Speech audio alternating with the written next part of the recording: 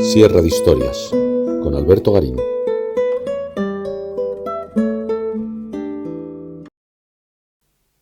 Gonzalo Fernández de Córdoba, el gran capitán, probablemente el militar más ilustre de la monarquía hispana a finales del siglo XV y comienzos del siglo XVI. Durante 20 años, sus intervenciones militares, en esencia en la Guerra de Granada primero y más tarde en las campañas de Italia, se contaron como éxitos, y sin embargo, cayó en desgracia frente a su rey, Fernando el Católico, quien decidió marginarlo enviándolo como alcaide a una pequeña fortaleza en el reino de Granada. Podía haber terminado ahí la historia del gran capitán, de no haber sido porque su esposa, en el momento que quedó viuda tras la muerte del gran capitán en 1515, se empecinó en construir un mausoleo a la memoria del difunto donde se recuperaran todas esas glorias militares, recordando que no solamente había sido un general victorioso, sino sobre todo un buen cristiano. Para ello, además, contó con el beneplácito primero de Carlos V y más tarde los herederos del gran capitán de Felipe II, quienes también consideraron que era necesario recuperar la memoria del gran capitán. Después de todo, como decía antes, sus intervenciones militares se habían contado todas como éxitos. A partir de ahí, ¿cómo se hizo esa recuperación de la memoria? Pues como habitualmente se venía haciendo desde el mundo medieval, una tradición que se había incorporado durante los siglos XV y XVI a las modas artísticas del Renacimiento. Buscar una serie de personajes que simbolizaran todas las características positivas del fallecido. Y esos personajes podían ser por igual ilustres de la historia grecorromana que santos del orbe cristiano. No había una cesura entre el mundo clásico y el mundo católico.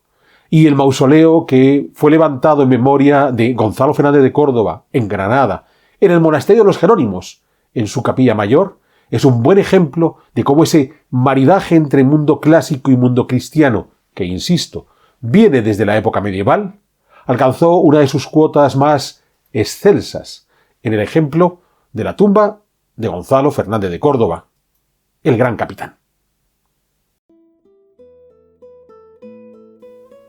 En 1453 nació en la localidad cordobesa de Montilla Gonzalo Fernández de Córdoba, quien habría de pasar a la historia como el gran capitán.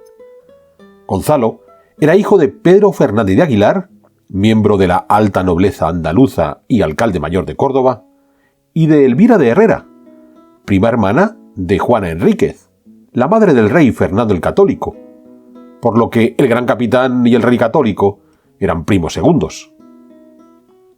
De niño, Gonzalo vivió a la sombra de su hermano mayor, Alfonso Fernández de Córdoba, hasta que partió como paje a la corte del príncipe Alfonso, el hermano de Isabel la Católica.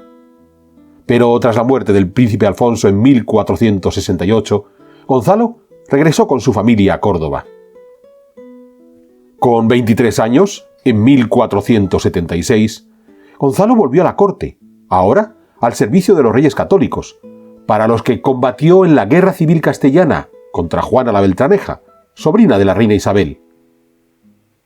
Fue en la batalla de la Albuera de 1479 donde parece que Gonzalo tuvo su bautismo de fuego, destacando en el campo de batalla. Sin duda, había tenido una formación militar propia de su condición noble, pero sobre todo, como segundón que era, Gonzalo entendió la necesidad de lograr éxitos militares para medrar. Esa oportunidad había de llegarle con la guerra por la conquista de Granada, que se desarrolló entre 1482 y 1492. Gonzalo participó en la toma de numerosas localidades, destacando la captura de Loja en 1485, donde hizo prisionero al mismísimo rey nazarí Boabdil. Curiosamente, aquel encuentro forjó una singular amistad entre el monarca granadino y el caballero castellano, hasta el punto de que cuando Boabdil entregó Granada en 1492 a los reyes católicos, Gonzalo Fernández de Córdoba fue quien negoció esa entrega en nombre de los castellanos. Más tarde, Cuando el rey Boabdil en 1494 se exilió en Fez, Gonzalo le acompañó en ese último viaje. Con los años, esa capacidad para ganarse el aprecio de sus principales enemigos había de convertirse en una de las señas más distintivas de don Gonzalo. Su participación en la toma de Granada le fue recompensada con el señorío de Órgiva en las Alpujarras, así como una encomienda de la Orden de Santiago. De esta manera, Gonzalo comenzó a acrecentar su fortuna, algo que habría de aumentar de forma todavía más notable en los años venideros gracias a sus campañas en Italia. Además, fue durante la Guerra de Granada, en 1489, cuando Gonzalo contrajo sus segundas nupcias. Se había casado una primera vez, siendo muy joven, con Isabel de Montemayor, aunque su esposa falleció poco después. El segundo matrimonio fue con María Manrique de Lara, hija de Fadrique Manrique, señor, entre otros lugares, de las localidades jienenses de Mengíbar, Torre del Campo o Cazalilla. María Manrique desempeñó un papel fundamental en el acrecentamiento de la riqueza y poder de su marido, así como en la conservación de su memoria. Doña María logró una buena reputación tanto en la corte de Isabel la Católica como más tarde en la de Germana de Foix, la segunda esposa de Fernando el Católico, o incluso en la corte del emperador Carlos V.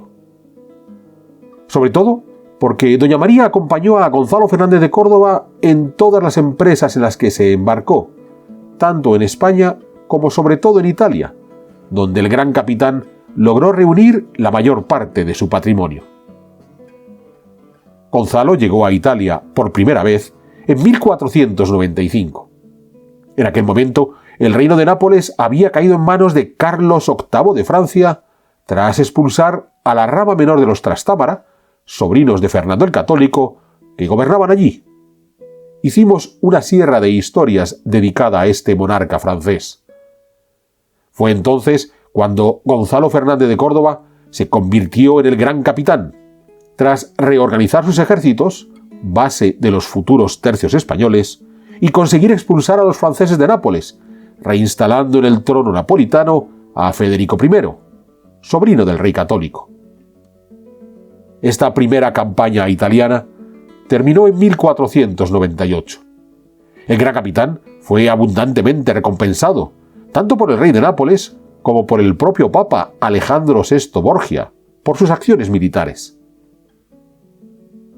Tras 2 años en sus tierras de Granada, el gran capitán fue llamado a finales de 1500 para encabezar la expedición cristiana que buscaba recuperar la isla de Cefalonia de manos de los otomanos. Don Gonzalo obtuvo una nueva victoria, la primera de los cristianos sobre los turcos desde la caída de Constantinopla. Desde 1501, franceses y españoles volvieron a encontrarse enfrentados en Nápoles, donde el gran capitán logró imponerse tras las batallas de Ceriñola y Garellano, ambas en 1503. El resultado fue que Nápoles quedó en manos del rey Fernando el Católico, quien nombró al gran capitán como virrey del reino recién adquirido.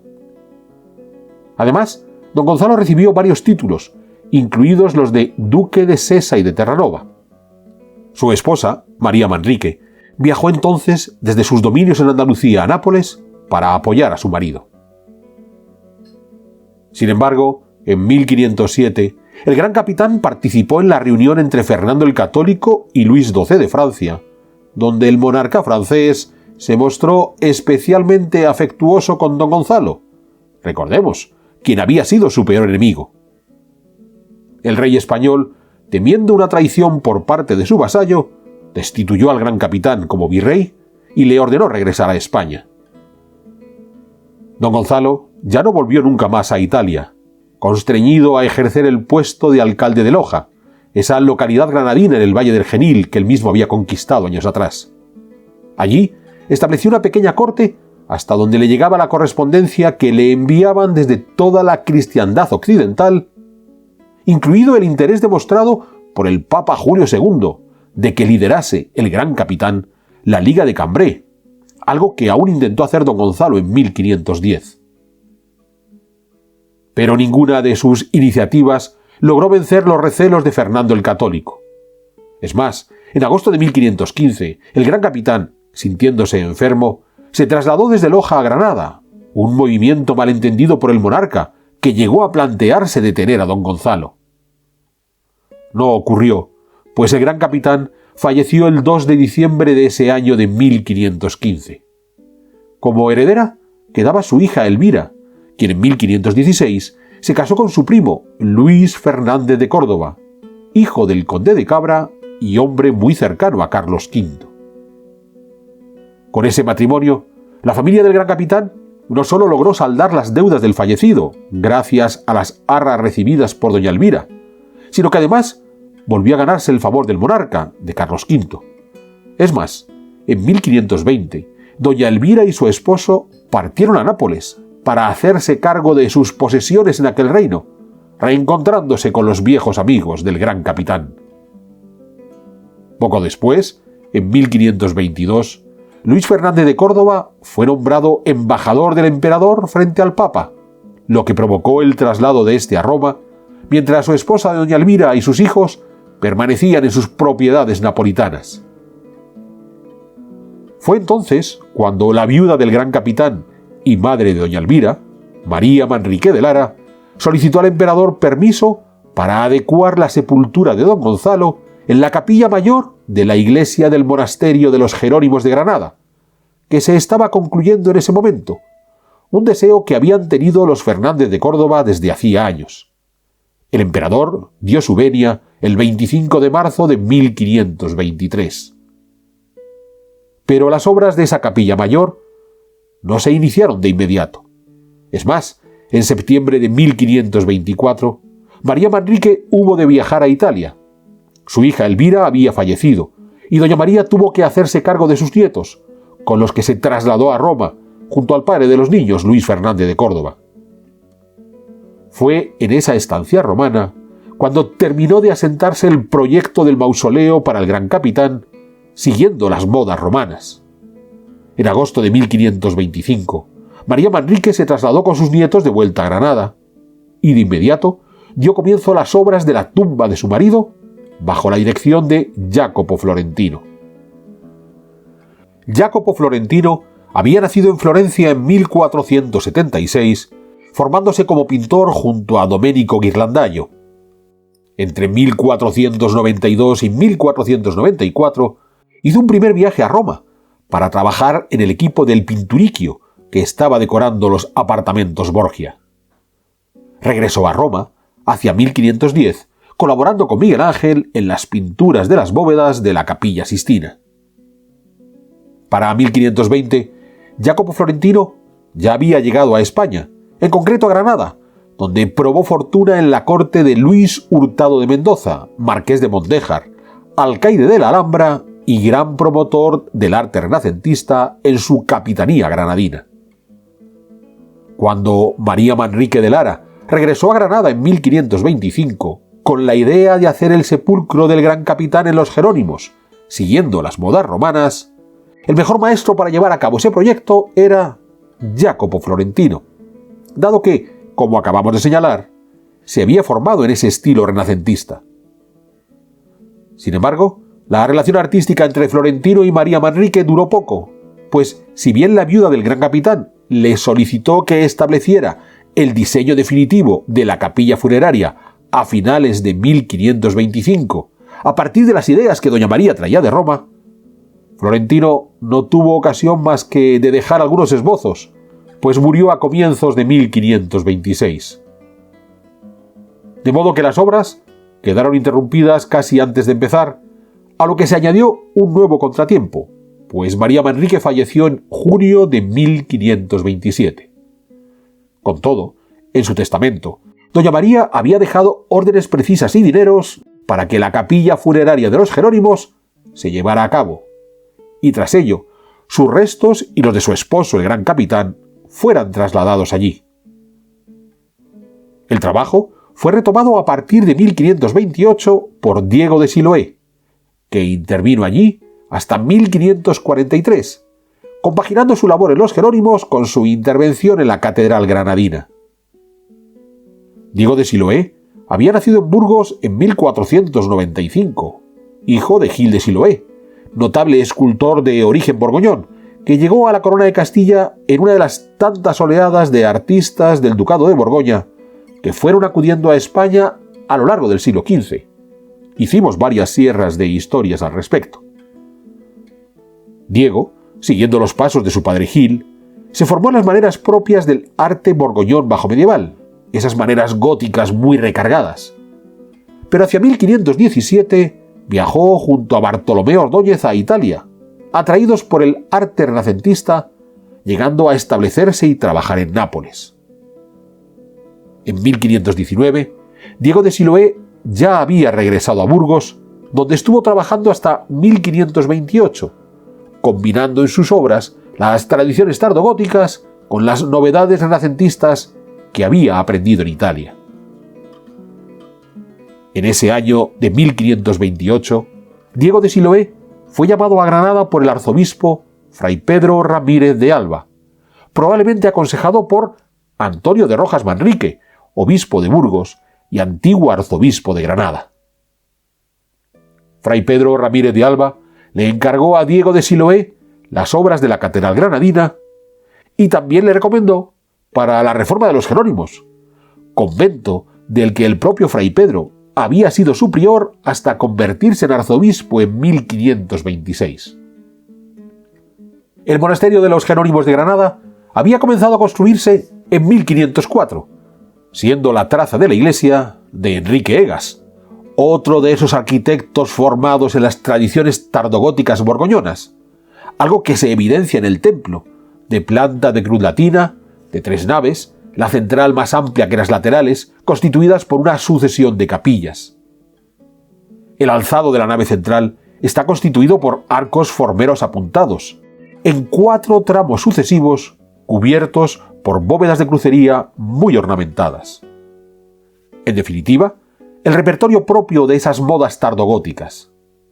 Es a partir del transepto cuando el lenguaje artístico cambió, pues fue en ese punto donde comenzaron a intervenir Jacopo Florentino y, sobre todo, Diego de Siloé, que diseñó una cúpula octogonal sobre el crucero, apoyada sobre los brazos del transepto, ya construidos con arcos de medio punto y bóvedas de cañón. Todo rematado por una cabecera hexagonal formada por una bóveda toral de cañón, bajo la que se encuentra la tumba del gran capitán y el ábside propiamente dicho. En los brazos del transepto se situaron sendos cenotafios dedicados al gran capitán y a su esposa, con una simbología encaminada a las glorias de Gonzalo Fernández de Córdoba.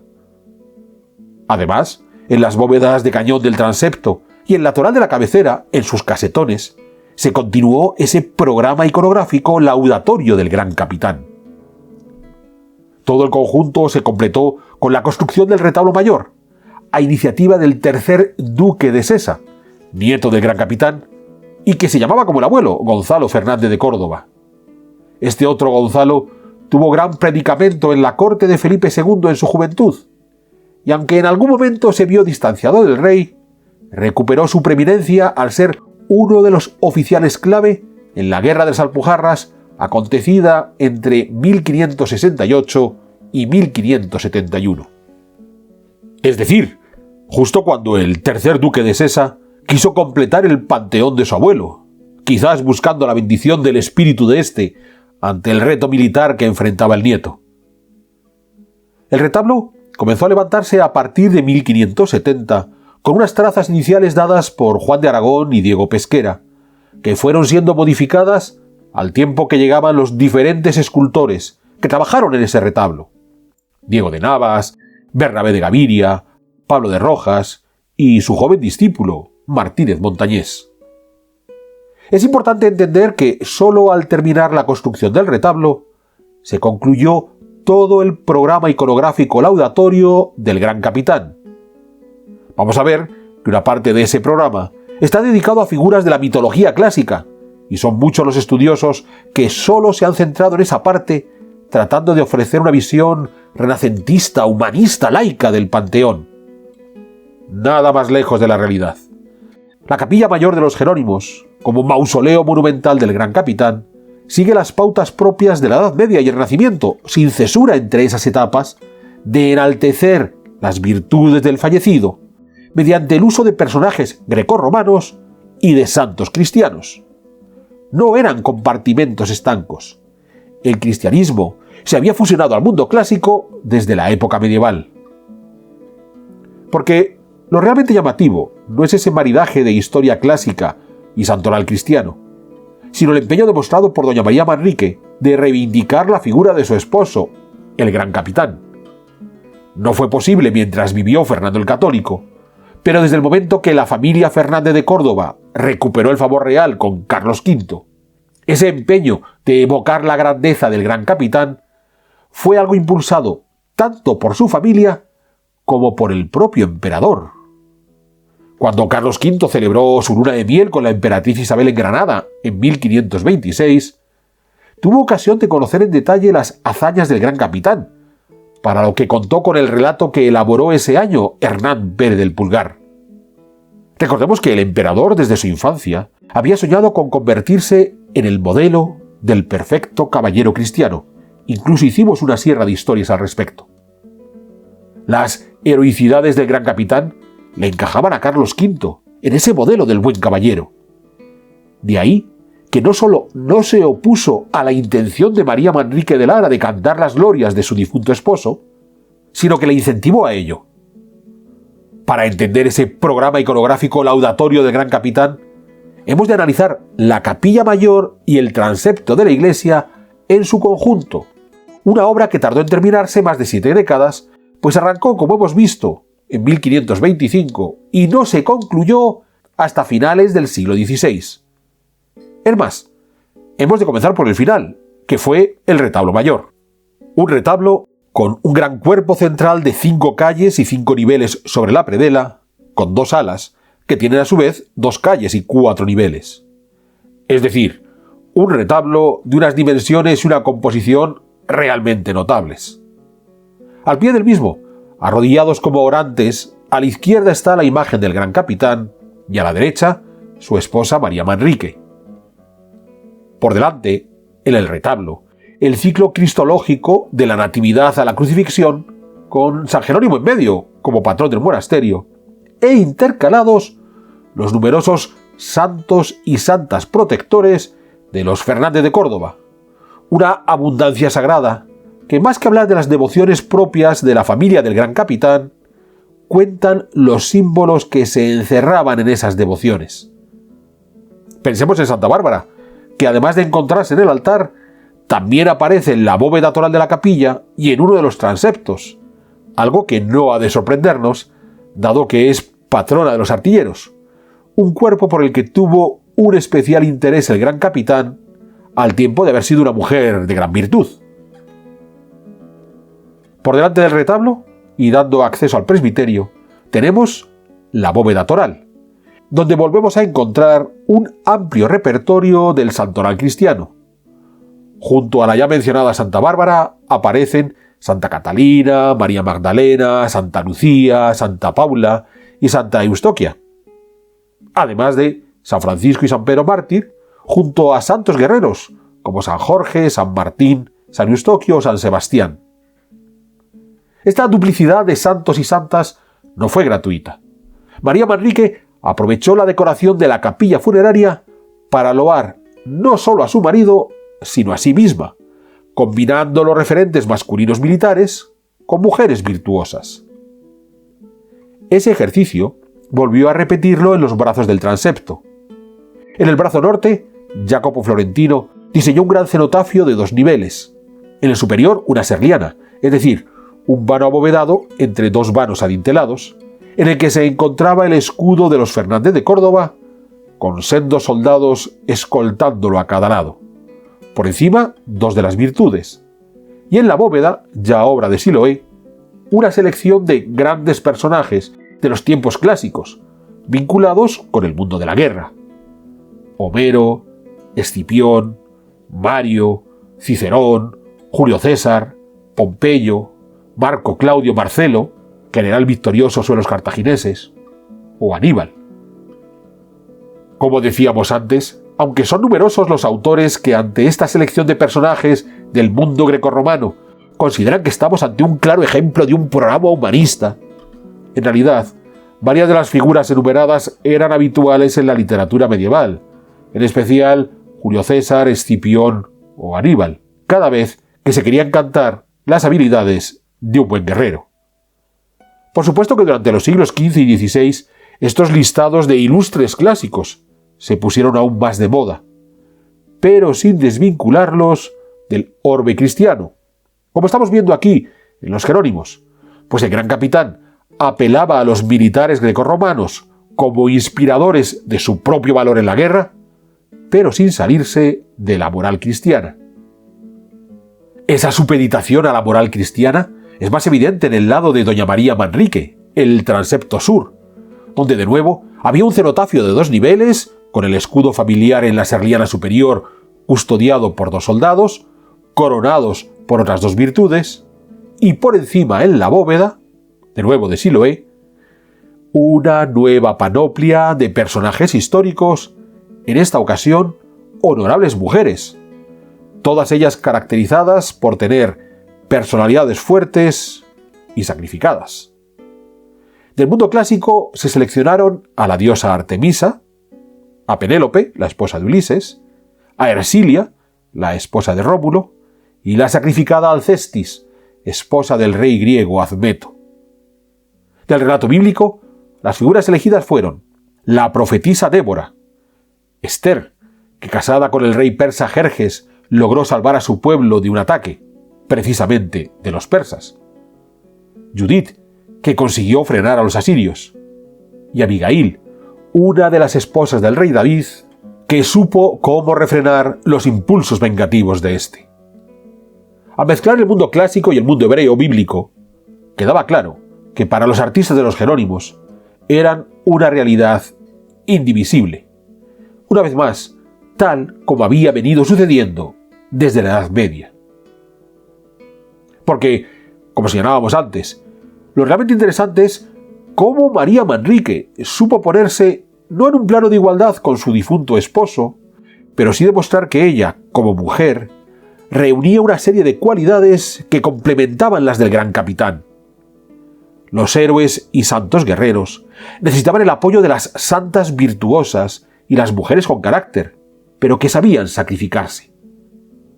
Eso sí, una actitud decidida, por parte de ellos y de ellas, que no impedía su aceptación de los principios cristianos. Valientes, don Gonzalo y doña María Manrique, pero al tiempo compasivos y piadosos.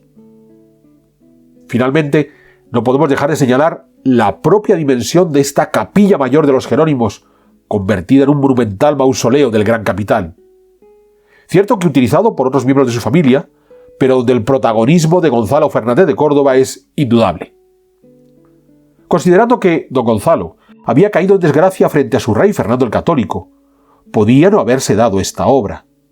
Solo que, tal como hemos explicado antes, más allá de la querencia de María Manrique por honrar la memoria de su esposo, fue el impulso dado por Carlos V y décadas después por Felipe II, lo que permitió que el mausoleo fuera concluido en toda su grandeza, uniendo así la memoria del que se consideraba como uno de los militares más egregios de la monarquía católica con la orden hispana por antonomasia, la de los Jerónimos.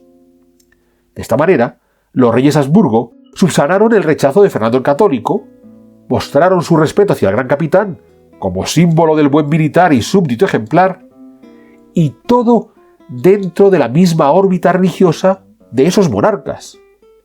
Carlos V concluyó sus días en el que era monasterio Jerónimo de Guadalupe, Felipe II en el monasterio Jerónimo del Escorial, y el gran capitán en el monasterio Jerónimo de Granada.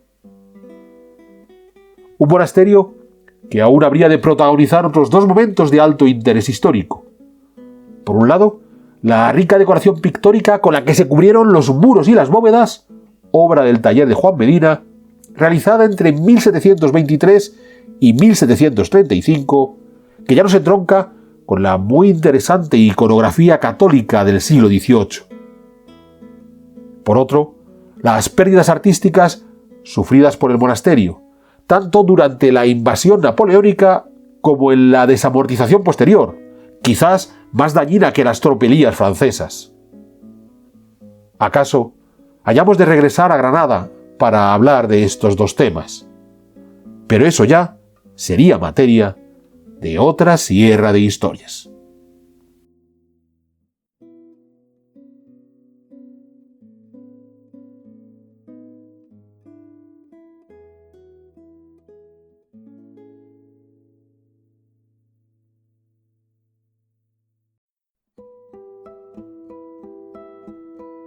¿Quieres incorporarte a la comunidad de Sierra de Historias?